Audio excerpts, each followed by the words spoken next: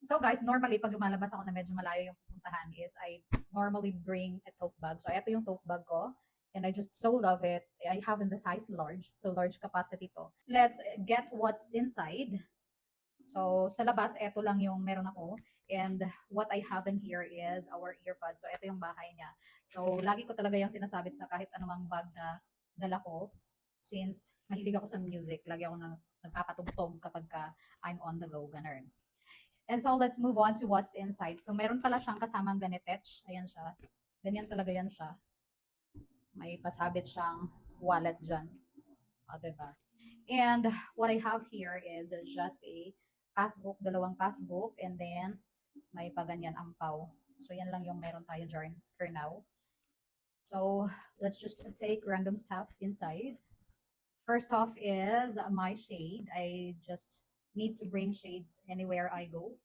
So, ganyan siya. Matagal na to sa akin. I just got this from Sunny's. Ayan siya. Diba? Bongga kapag naka-shades. So, normally, pag nagbabiyahe ako, may shade talaga. Kasi, especially if hindi tayo nakakapag-makeup. So, nakakatulong din kasi ng, ano yun, parang nakakapagdala din ng beauty yung shades. Ganun. Next is may isang pouch dito for receipts. I always have this, especially dito sa bag ko na malaki. Kasi pag may mga receipts ako, ayoko na siyang yung pakalat-kalat sa loob. Ayoko ng ganun. So, very OC ako. Medyo OC ako sa gamit. Dapat naka-arrange siya. And as you can see, ganyan pala siya. Ayan siya. So, may mga pouch inside. Mahilig ako sa pouches. And I also have power bank. Importante may power bank tayo if tayo nagbabiyahe. Next pouch. So, I have my first pouch in here, which is this one. So, may mga ano lang tayo dito. Yung napkin, mga ganun, mga girl thing. Girl thing naman talaga mga detach. Tapos, panty liner, cotton, toothbrush. I also have toothbrush. Wala lang akong toothpaste dito, but ito yung parang small toiletries ko dito sa bag ko na itich. Ganun. Next is my key wallet. So, lalagyan ng susi and then ginagawa ko rin siyang coin purse for now. But I have another coin purse din naman pero usual ko itong ginagamit na coin purse kasi maliit lang and then if gusto kong ito lang yung dala ko is kasyang-kasya din dito yung card and then paper deal. Ang ganda niya. I love it. Next up is my long wallet. So ito yung sinasabi ko sa other video ko na I normally have that long wallet which is my main wallet. I got this from Micaela and I just so love it. Scratch proof. And then I just so love the print and the color kasi gold, my favorite color. And then when you open this up, ganyan siya. So may pa-sticker lang ako dyan na pampaswerte daw yan. And then ganyan din siya inside. So maraming compartments, naka-separate yan. So depende na lang kung ano yung inalagay mo. Sa akin is mga bagong pera yung mga detach. And then, minsan ko lang itong dinadala kapag dala ko itong tote bag ko na to kasi nga malaki siya. And I normally bring just small bags for daily run errands. Pero pag malayuan nga, ito malaki. So, dala-dala ko itong long wallet ko. Ayan lang naman. And then, next up is my card holder. I already did flex this one in my last video. Pero sa mga hindi pa nakanood, ito siya. And this is actually from Coach. Original din siya, but I think from a Vietnam made, hindi yung sa Coach talaga. And this actually fits 7 cards, 3 in here, 3 dito, and then isa dito. So that's it with this card holder. And naka-separate yung ating sunscreen kasi gusto ko yung mabilis ko lang siyang kuhanin pag kakailanganin ko siya. Adik ako sa sunscreen. I always put sunscreen on my face. Ganun. So this is from Shades Sunscreen. Tone Up. Ganda. I just so love this sunscreen.